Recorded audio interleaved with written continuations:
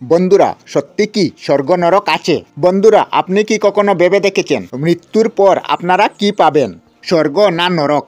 শ্রীমদ্ ভগবত গীতাতে শ্রীকৃষ্ণ বলছেন, মানুষের জীবনে যে কর্ম করে সেই কর্মের ফল অনুসারে মানুষ তার পরম গতি প্রাপ্ত হয়।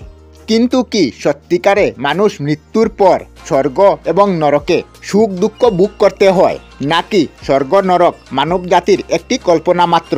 তো চলুন বন্ধুরা, আজকে আপনাদেরকে বলবো সত্যি কি বাস্তবে স্বর্গ ও নরক হয়। পৃথিবীর সকল ধর্মে স্বর্গের বিষয়ে লেখা আছে। স্বর্গ হলো সেই স্থান যেখানে পুণ্য আত্মা থাকে। নরক অর্থাৎ যে স্থানে পাপী মানুষের আত্মা থাকে। সনাতন ধর্মে বলা হয় যে মানুষের এই শরীরটা পঞ্চভূতে নির্মিত, অর্থাৎ জল, বায়ু, আকাশ, মাটি ও অগ্নি। মানুষের শরীরটা পঞ্চভূতে আছে বলেই আমাদের শরীর সচল হয়। এই আত্মা যখন শরীর ত্যাগ করে তখন আমাদের শরীরকে মৃত বলা হয়। কিন্তু এই মৃত্যুর পর মানুষের আত্মার কি হয়? প্রচুর মানুষ আছেন যারা তাদের পূর্বজন্মের আত্মার সদ্গতির কামনায় গয়ায় গিয়ে পিণ্ড দান করেন। কেন এমনটা করা হয়? তবে আত্মা মৃত্যুর পর কোথায় যায়? প্রচলিত কথা অনুযায়ী আত্মাকে তার পুণ্য ফলের সঞ্চয় প্রাপ্তির জন্য স্বর্গতে যেতে হয়, অথবা তার কৃতকর্মের দ্বারা শাস্তি পাওয়ার জন্য নরকে যেতে হয়। হিন্দু ধর্মে যমরাজকে মৃত্যুর দেবতা রূপে মানা হয়।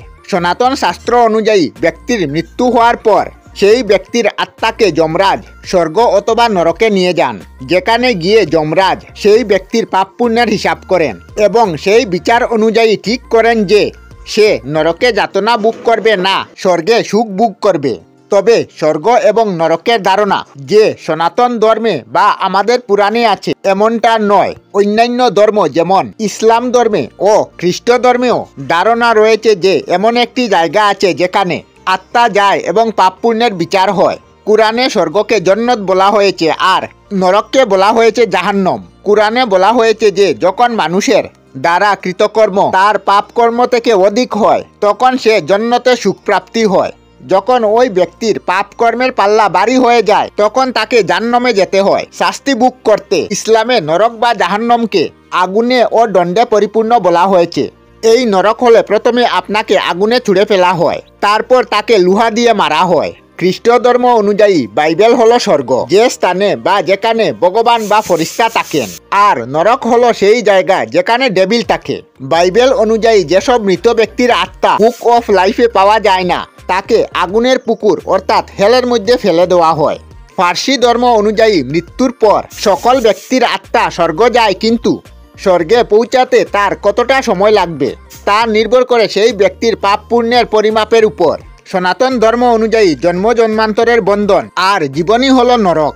যদি কোনো মানুষ পুণ্য করে তাহলে সে এই জীবন এবং জন্ম মৃত্যু থেকে মুক্তি পেয়ে মুক্ত অর্থাৎ স্বর্গপ্রাপ্তি হয়। আর যদি কোনো মানুষ পাপ করে তাহলে তাকে আবার এই সংসারে ফিরে আসতে হয়, পুনরায় এই পৃথিবীতে জন্মগ্রহণ করতে হয় এবং এই পৃথিবীতে সুখ দুঃখ ভোগ করতে হয়। এই সংসার তাকে এমনই মায়ার বন্ধনে বেঁধে ফেলে যে সে কখনোই জন্ম জন্মান্তরের জীবনের বন্ধন ছিন্ন করে মুক্ত প্রাপ্তি হতে পারে না। এক জন্ম থেকে অন্য জন্মের দিকে সে পা বাড়ায়। কিন্তু কোনো ব্যক্তি যদি এই জীবনে অনাসক্তভাবে তার সমস্ত দায়িত্ব কর্তব্য সম্পন্ন করে এবং কারো কোনো অনিষ্ট না করে সকল মানুষের মধ্যে ভগবানকে নির্দেশ করে, তবে অবশ্যই এই কর্ম ও সংসারের বন্ধন থেকে মুক্তি হয়ে সে মুক্ত প্রাপ্ত হয় অর্থাৎ স্বর্গপ্রাপ্ত হয়। তো বন্ধুরা, আপনারাই ঠিক করেন যে আপনারা কিরকম কাজ করবেন বা কেমন জীবনযাপন করবেন, কারণ আপনার কাজই নির্ভর করে আপনার ভবিষ্যৎ।